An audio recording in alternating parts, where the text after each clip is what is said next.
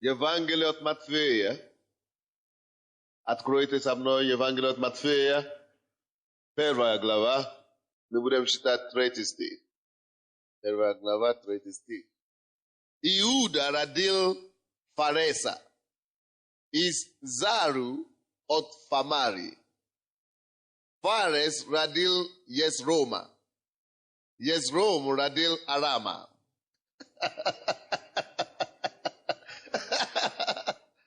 Интересная проповедь будет, правда? Кто-то думал, что я не по-русски читал. Давайте будем читать еще раз этот стих. Я буду с этого стиха проповедовать. 3 стиха. Начнем еще раз. Евангелие от Матфея 1:3. Иуда родил Фареса и Зару от Фамари. Фарес родил Езрома. Езром родил Арама. Я проповедую сегодня на теме Иуда родил Фареса. Напишите себя, кто пишет. Проповедую сегодня на теме Иуда родил кого? Фареса. Загадочно. Поэтому я люблю откровение от Слова Божьего. Нету ни одного слова. Часто, когда я сначала покаялся, и нисколько, даже до недавнего времени, когда я считаю эти все, про это родословие Иисуса, потом пошло. Авраам родил Исаака, Исаак родил Якова, Яков родил Иуды. Зачем это в Библии-то? Целую главу ничего не поймешь, ни конца, ни начала, ни это самое. Ни голову, ни хвост. Чего-то это, какая мне разница, кто родил кого, я их не знаю. Все равно, какую пользу, что толку отсюда? Оказывается, что это не так.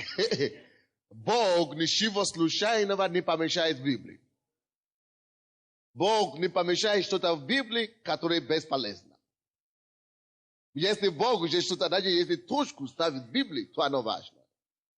Не только важно для тех, которые тогда жили. Я думал, что это история. Там история, родословие. Там перечисление истории. Какую пользу это имеет для меня сегодня? Никакую, я думаю. Оказывается, непосредственно. Оказывается, что даже в этих все именах ты можешь отсюда получить благословение. Серьезно. Поэтому сегодня, пока что Бог мне дал сегодня откровение на 3 стих. Как Иуда родил кого? Фареса. Чтобы вы поняли, что когда вы считаете что-то сокровище, какой-то сокровенность есть в этих словах. Хорошо, что имеется в виду? Во-первых, чтобы понять это местописание, надо понять, кто такой Иуда.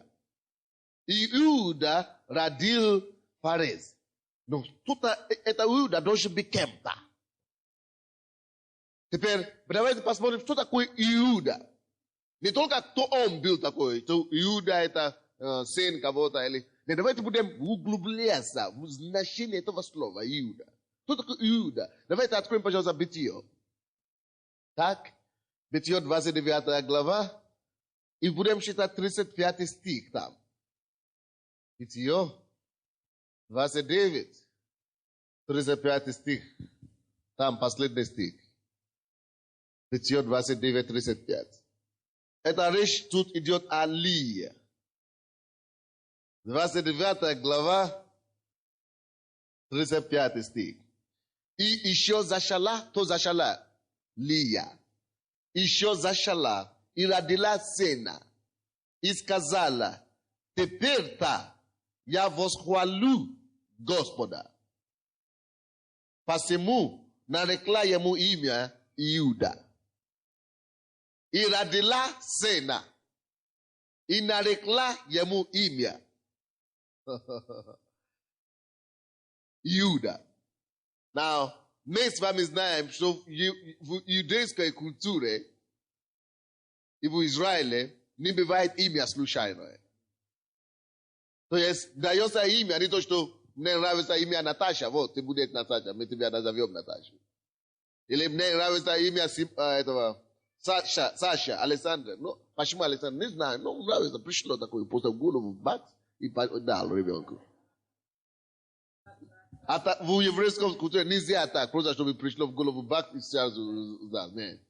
Там давали Библии, в библейские времена и до сих пор дается имя под конкретным случаем, но который имеет и носит конкретное значение. Вы слышите, да? То есть, если дать имя кого-то, допустим, это они смотрят на обстоятельства, которые окружают его рождение. Они смотрят на то, что Бог сказал про этого человека, про этого ребенка. И, имя поэтому носит непосредственное предназначение этого человека. Имя этого человека связано обычно с его судьбой. Но предназначение и жизни на земле. И в Африке то же самое. Меня зовут Sunday, это мое английское имя, которое значит воскресенье. Как будто они знали, что я буду проповедовать воскресенье Иисуса. А также меня зовут, мама звала Оласукоми. Это обозначает по-родному, что 6 приблизилась ко мне. Я думал, что я приношу 6 домой сейчас, как проповедник. А 6 богатства. Не материальное богатство, но богатство в 6.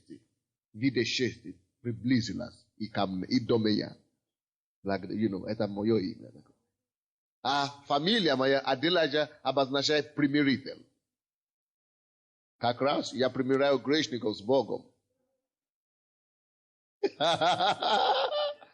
То есть не бывает такое имя случайно, то же самое в Библии было.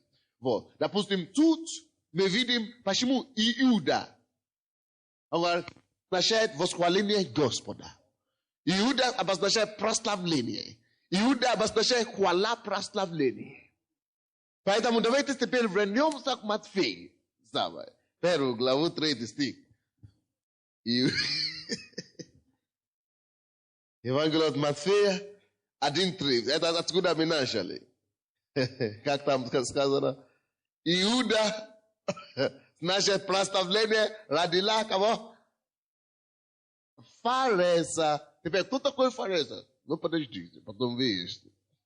Значит, Иуда родил Фареса, это уже не просто какое-то загадочное, какое-то непонятное название проповеди. Это уже конкретное что-то обозначает. Вот, все эти места Писания, которые вы читаете, родословие Иисуса. Ну, кого-то там, что и Авраам родил Исаака, Исаака родил Якова родил Исаака и так далее, родил того. Это не просто брошенные слова. Слушайте меня. Вот, давайте теперь посмотрим, что такое Фареса. Вот, Иуда родил Фареса. Это значит, когда ты будешь прославлять Господа, прославление Господа, восхваление Господу, всегда рождаешь что-то. Ты не можешь прославлять Господа, восхвалять Его, постоянно жить жизнь хвалы и быть в минусе. Не можешь. Если ты такой человек, который прославляет Бога постоянно, потому что у нас месяц хвалы сейчас. Если ты умеешь тайну, у тебя есть такая тайна, это большое оружие. Вы слышите? Прославление – это большое оружие. Не просто на сцене здесь, когда в церкви это самое прославление ведет. А когда это уже образ твоей жизни. Вы слышите? Когда это уже образ твоей жизни, когда ты просто умеешь это делать, когда ты просто воспитал себя в этом направлении. Когда ты просто знаешь, что плохо, я прославляю Господа все равно. И это даст что-то. Потом мы посмотрим, что это даст. Когда ты знаешь, что хорошо, все равно благодарю, прославляю Господа. Это даст что-то. Ты не можешь прославлять Господа и быть в минус. Прославление Господа всегда даст результат.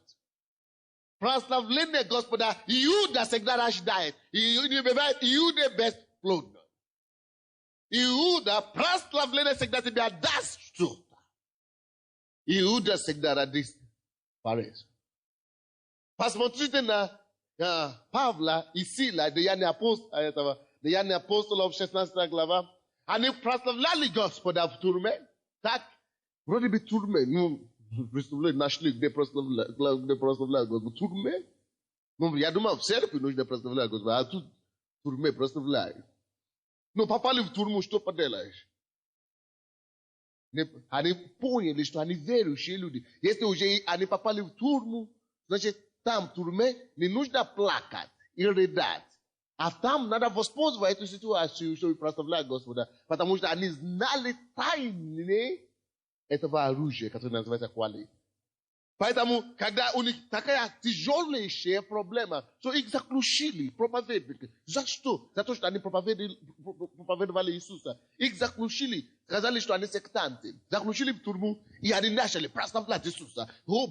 Они сначала молились, ничего не произошло. И начали прославлять Господа. Прославлять Господа. Мы благодарим Тебя, Господь. Мы славим Тебя. Поют, Господь. Пока пели, что случилось? Землетрясение. И такое землетрясение, что дома не разрушаются, а только цепи такие падают с ноги, из рук. Землетрясение, которое не разрушает дома, но открывает двери в тюрьме, и чтобы проснули, чтобы поспали даже охранники. При землетрясении. Двери все открыли, охранники поспали, и они вышли на здоровье, просто вышли. Потому что Бог пришел туда. Когда они прославляли, восхваляли Господа. То есть, Иуда всегда рождает. Если ты будешь в твоей жизни, в твоих скорбях, не рыдать, вот, не переживать вечно, а научиться находить причины, за которые ты можешь благодарить Господа. Можно находить разные, что такое прославление, восхваление. Ты хвалишь Господа за то, что Он такой хороший и добрый, правда? Это восхваление. А есть еще, прославление. Прославление, ты просто прославляешь Его, благодаришь Его за те вещи, которые Он уже делал для тебя когда-то. Бог когда-нибудь что-нибудь делал. Запомни и вспоминай такие ситуации в твоей жизни, когда ты мог бы уже умер. Даже ты еще не был верующим, но ты вспоминал Бога. О, Боже, спаси. И Он спас. И ты забыл, что Он уже спас. Пора быть благодарным Богу. Ты сказал, о, Боже мой, помоги. Он помог, но ты уже забыл. Пошел на твою дорогу, пока дьявол опять не дал. Но мы с вами умнее теперь. Поэтому мы держимся за Бога. Пускай будет землетрясение, пускай будет штормы, я все равно держусь за него. Никто уже меня не обманул. Дьявол уже опоздал. А если он начинает меня атаковать, то я начну прославлять. Потому что я знаю какую-то тайну. Какую? Иуда рождает. Прославление родит чудо. Давайте посмотрим. Это самое. Так. Кто такой Перес? Фарес, да, Фареса, кого родил Иуда. Откройте, пожалуйста, Бытие, 38 глава. Бытие 38. Бытие есть книга начала. Все эти значения там находятся. Бытие 38 глава, 27 стиха, давайте будем читать отсюда. Есть такое повествование, как бы. Слушайте внимательно, хорошо? Бытие 38, 27 по 30 стихи. Во время родов ее оказалось, что близнецы в утробе ее. Тут речь идет о женщине, которая родит. Так? Оказалось, что близнецы в утробе ее. 28 стих. И во время родов ее показалась рука. Это значит, один идет, правда? И взяла повиванная бабка и навязала ему на руку красную нить, чтобы знать, что он первый. Это надо же знать, что кто первый вышел. Вот, чтобы знать, что это он первый это прорвался или вышел, они нитку красную всегда. Я не знаю, как сейчас делают, но тогда так делали. Сейчас, наверное, только в другую кровать носит все. Но, короче, Nawiązala jemu na ruku krasny unit. Сказав, этот вышел первый. Видите как? Чтобы знать, какой вышел первый. Так? А он еще не вышел. Он же еще не вышел. Это его пока рука выходила. Вы поняли, да? Это пока только рука вышла. Я уже догадывался, что в принципе это он уже должен выйти первый. Так? 29 стих. И дальше пойдем. Но он, следующее слово. Но он возвратил руку свою, а нитка же уже была красная. И вот вышел вдруг. Откуда-то вышел брат его, написано. Ну, парадокс. Что такое? Ну, что такое?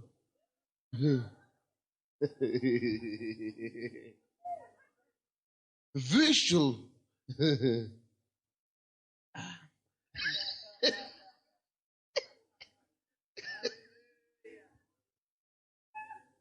Слушайте, ребята. Вышел брат его, второй, который должен быть вторым, вдруг становится первым. И она сказала, как ты расторг себе преграду. Действительно, сюрприз. И наречено ему имя кого? Фарес. Вот, мы уже выяснили, кто такой Фарес. Что это обозначает? Вот, Фарес – это тот, который вообще никого не признает, который должен быть вторым, и вдруг становится первым, выходит первым. Человек, кого не считали ни за кого, ни за кем, а вдруг расталкивает, или как это, преграду, то есть прорывается. Фарес – это обозначает прорыв. Он прорвался. Как он прорвался? Как ты прорвал эту преграду? Фарес – прорыв. То есть тебе не дают никто никакой шанс. Вот ты, уже даже красный нить, уже дали твоего, это самое, который перед тобой. Уже все, вот, вроде бы ты уже опоздал, а это уже выиграл. И вдруг откуда-то вышел впереди. Вот откуда появился Фарес. Прорыв. Теперь давайте вернемся в это самое. Да. Иуда, Матфея 1:3. Что там написано? Иуда родил кого? Иуда родил Фареса. Прославление рождает прорыв.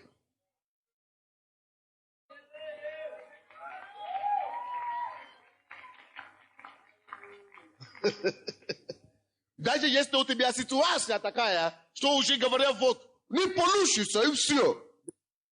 Даже если у тебя такая ситуация в жизни, слушай, у тебя такая ситуация в жизни, что все говорят, что у тебя ничего не выйдет. У тебя просто нету шансов, ты опоздал, ты поздно пришел. Неудачный, ты, не получилось. Если ты начинаешь прославлять Господа, прославлять Господа, восхвалять Ему, Баба Шиката, Баба Катижала, благодари Господа, прославлять Его. Твоя Иуда производит кого? Прорыв. Вот те, которые тебе не дали шанс, вообще никакой, они удивятся, когда ты видишь первым.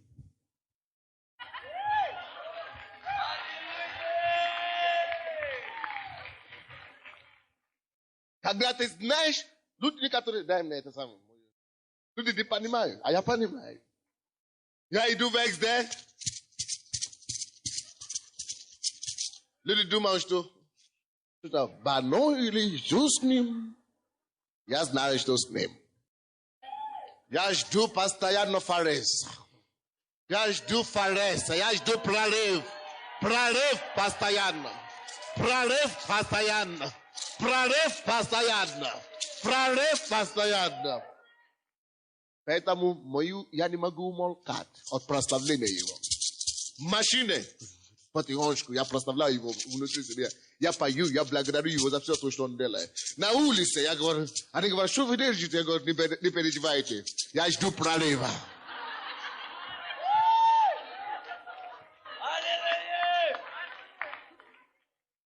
Так что, если вам неизвестно, это музыкальный инструмент, маракас называется.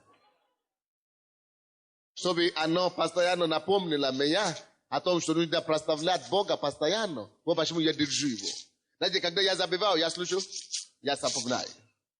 Я начну играть, прославлять Господа. Знаете, я не знал, в чем я нуждал в прорыве, но Бог знает. Я должен прославлять, я восхваляю его. Иуда, моя нужда фареза. И прорыв приходит в мою жизнь. Во все минуты, каждый, постоянно. В моей личной жизни прорыв постоянно, радость, счастье. Потому что я знаю Слово Божие, тайны Слова Божие. Иуда, восхваление, прославление Господа всегда тебе дает, всегда тебе приносит из последнего ряда первый ряд. Из неудачника в отличника. О, Год. Из двоечника в пятёшник. Прославление, поклонение. Люди, даже ездят со мной в машине, они не понимают, почему я это делаю. Не понимаю. Они говорят, no, пастор такой своеобразный. Вместо, чтобы они тоже делали то же самое. То не нуждается в прорыве. Все мы нуждаемся в прорыве. То не нуждается в победе. Все мы нуждаемся в победе. Иуда рождает фареза. И только Иуда, только прославление. Какой бы сложной ситуации ты бы не отказался. Посмотри на Иона. Иона, когда он был в ките, шреве кита. В шреве кита. Он молился, ничего не получилось. Но когда он начал прославлять Господа, скажи, что случилось. Бог проговорил киту, чтобы его освободил. Потому что он начал прославлять. Почему? Нет шанса вроде бы, но прославление открывает любой путь, любой дверь.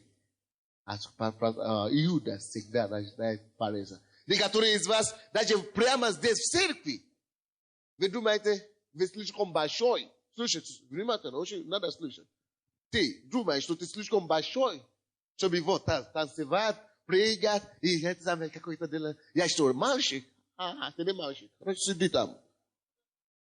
Всю жизнь там будешь сидеть. Мальчик. А я что, мальчик, да? Библия говорит, кто не будет как эти маленький ребенок, маленький дети, младенцы, кто не будет как он маленький, тот не наследует Царство Небесное. Так что, поскорее ты станешь маленьким, тем лучше для тебя, тем лучше. Так что, скорее стань маленьким. А если ты будешь надутым, дьявол тебя покажет. А если вообще ты ждешь какой-то прорыв в твоей жизни, будь вообще просто прославляй Господа, не глядя ни на кого. Пускай думал, когда я буду лебазой свидетельствовать, они тогда будут говорить, почему он постоянно свидетельствует, а мы не свидетельствуем. Вам надо научиться восхвалять и прославлять, как я. Тогда вы будете научиться и свидетельствовать. Кто-нибудь здесь? Так что не будь слишком таким, большим. Какой бы ты ни был, присутствие Божие на все дети. Он наш отец. Аминь.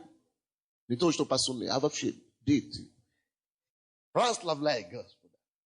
Забудь о тебе, о себе, о репутации, о престиже. Это все лишнее. Вот, чтобы у тебя была настоящая репутация. Настоящее это самое престиж Божий притом. Тогда смири себя и благодари, восхваляй, прославляй Господа, но не останавливая. Все время. И ты увидишь, что Слово Божье правильно. Правда. Иуда рождает фареза. Братья, как можно это объяснить? Что уже ребенок идет, вот, руку уже даже протянул. Дома зайка, как мама, повиванная, мама, чтобы вытянула. А тут что-то случилось там. И вообще тому, кому не даю вообще никакой шанс. Прорвается, прорыв. Вот, потому что когда ты начинаешь прославлять Господа так, Бог начинает прорваться через всякие преграды, которые в твоей жизни. Прорваться через всякие преграды. Заранее начни благодарить Господа. Перестань, уже хватит молиться. Вот на этой неделе уже будет неделю молитвы. Хватит молиться. Сколько уже молился? Ты уже много раз молился. Только можно. Хорошо, хватит уже молиться. Знаешь, что надо сейчас делать? Благодарить. Восхвалять.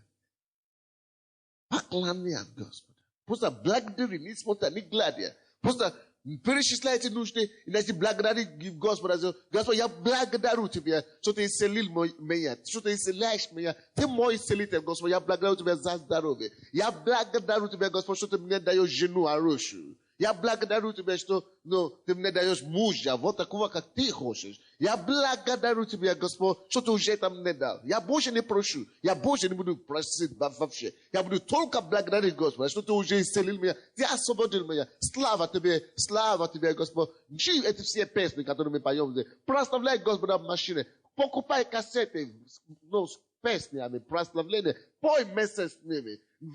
Есть брошюры такие, продаются такие.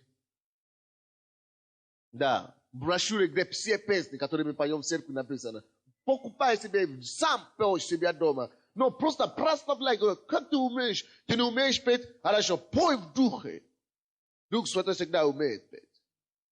Просто забудь о себе, просто повинуйся Богу в этом направлении. Выработай себе вот такую, это самое. Такую привычку хорошую. Говоря привычки вредно, но это не будет вредная привычка. Это как раз это положительное, полезное. Хорошо, смысл вы получили. Главный смысл вы получили. В воскресенье у меня тоже будет такое серьезное проповедь. Аминь. Простая истина, но правда. Мы читаем Библию, вдруг Иуда родил Фарес. Ну что? Ну что? На тебе как раз поможет. Аминь. Так что всякий раз, когда ты читаешь Библию, надо просить, чтобы Дух Святой тебя открывал. Аминь. Когда Он тебя открывает, тогда все становится ясно. Тоже впереди прорыв в его жизни. Прорыв, настоящая победа, настоящее продвижение вперед. Настоящее. Я не вижу ваши руки. Настоящий прорыв. Начните прославлять Господа. Аллилуйя! Аллилуйя!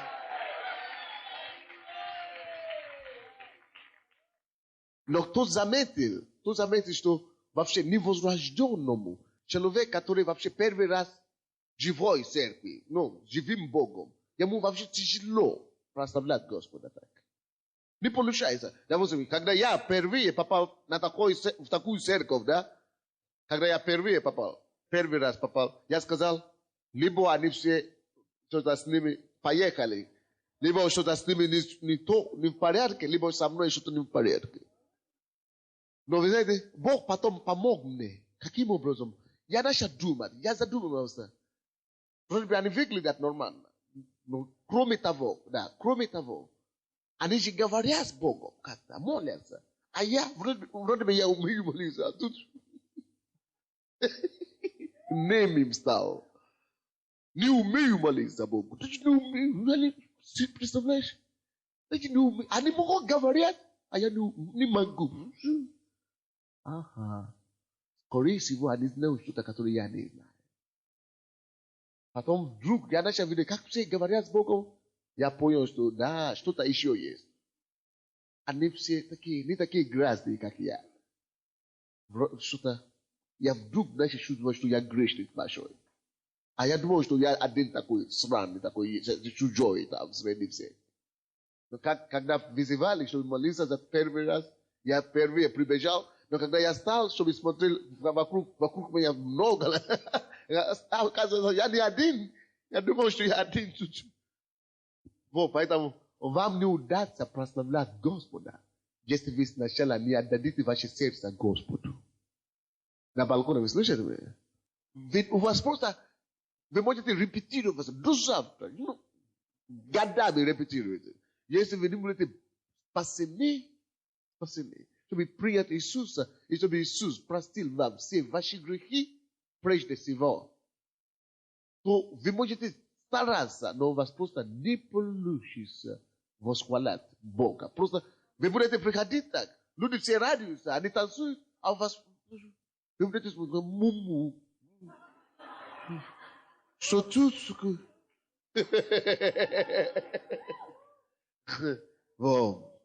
Но лучше поздно, чем никогда. Кто-то мне говорит, нас воспитали по-другому. Конечно, по-другому. Что гордится, что тебя так воспитали.